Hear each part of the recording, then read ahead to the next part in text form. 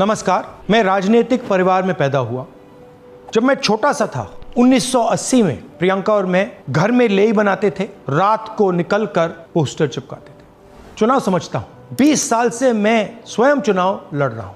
Polling कैसे होती है, पोलिंग बूथ कैसे मैनेज किया जाता है, वोटर लिस्ट, फॉर्म 17, ये सब मैं गहराई से समझता हूं। कुछ समय पहले हमें दाल में काला लगा। चुनाव के नतीजे आते थे, मूड एक तरीके का होता था, रिजल्ट दूसरे तरीके का। मुझे याद है उत्तराखंड में हम चुनाव हारे।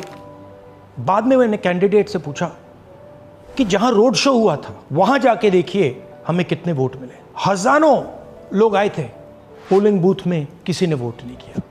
यह असंभव था, यह हो ही नहीं सकता। उसके बाद छत्तीसगढ़ और मध्य प्रदेश के रिजल्ट, हमें लगा कुछ ना कुछ गलत हो रहा है।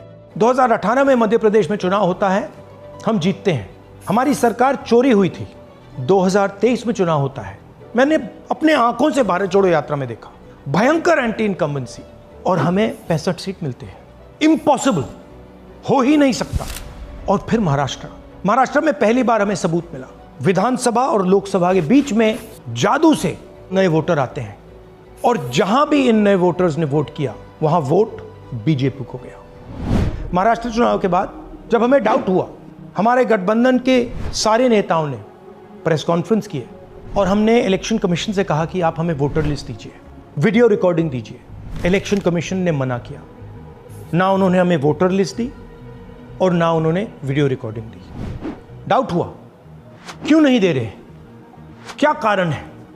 तो हमारे दिमाग में सवाल उठा, क्या इलेक्शन कमीशन बीजेपी की मदद कर रहा है? क्या इलेक्शन कमीशन ही इलेक्शन को चोरी करवा रहा है? इसके बाद हमने एक टीम सेटअप की और हमने उन्हें कहा कि आप जाइए, एक कंस्टिट्यूएंसी में जाके ढूंढिए, सच्चाई ढूंढिए, किस प्रकार से चीटिंग की जा रही है, किस प्रकार से ये काम किया जा रहा है और कौन कौन इस काम को कर रहे हैं। सबसे महत्वपूर्ण बात यह है कि इलेक्शन कमीशन डिजिटल डेटा नहीं देता है, फिजिकल डेटा देता है।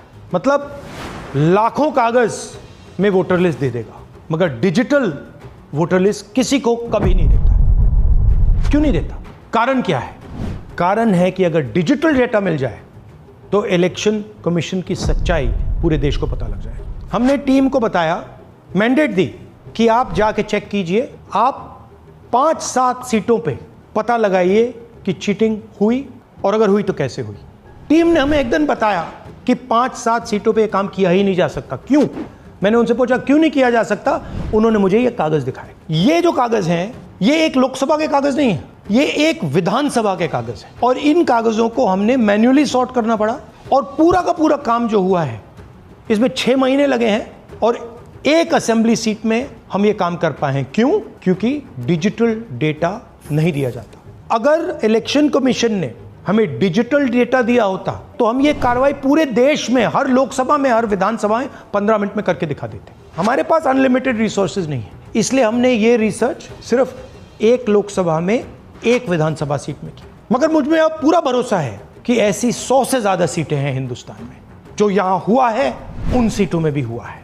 और याद रखिए, अगर बीजेपी को 10-15 सीटें कम आती तो आज नरेंद्र मोदी प्रधानमंत्री नहीं होते, इंडिया गठबंधन की सरकार होती। जांच ने 5 तरीके की चोरी पकड़ी है। डुप्लीकेट वोटर, जिसका मतलब एक वोटर के नाम वोटर लिस्ट में अनेक जगह आ रहे हैं। फेक एड्रेस, मतलब एड्रेस है ही नहीं, या फिर house number 0। Bulk voter in single address, मतलब एक छोटे से घर में 40, 50, 60 लोग रह रहे हैं। इनवैलिड फोटोज, छोटी सी फोटो है या फिर फोटो ही नहीं है, और वो जो छोटी फोटो है वो दिखती भी नहीं है। कौन है, किसका चेहरा है, नहीं पता लग सकता। Misuse of form 6। Form 6 first time voters के लिए होती है, मतलब जिनकी एज 18-20 साल की हो, मगर वोटर लिस्ट में 90 साल के लोग फॉर्म 6 का प्रयोग कर रहे हैं। चुनाव में 6,50,000 वोटर थे, उसमें से 1 लाख चोरी के थे। अब मैं आपको 5 उदाहरण देता हूं। ये देखिए, गुरकीरत सिंह डांग, इसका नाम 4 अलग अलग बूथों पे आता है। ये कैसे हुआ और क्यों हुआ? एक और उदाहरण, विशाल सिंह, वाराणसी में वोटर लिस्ट में नाम है और बेंगलोर में 2 बार वोटर लिस्ट में नाम आता है। क्या ये वाराणसी में वोट कर रहे हैं या बेंगलोर में वोट कर रहे हैं या दोनों जगह वोट कर रहे हैं? एक और उदाहरण देखिए, हाउस नंबर 0। तो आपने कभी सुना है हाउस नंबर 0? हमने तो नहीं सुना था, मगर बेंगलोर में हजारों हाउस नंबर 0 हैं वोटर लिस्ट पे।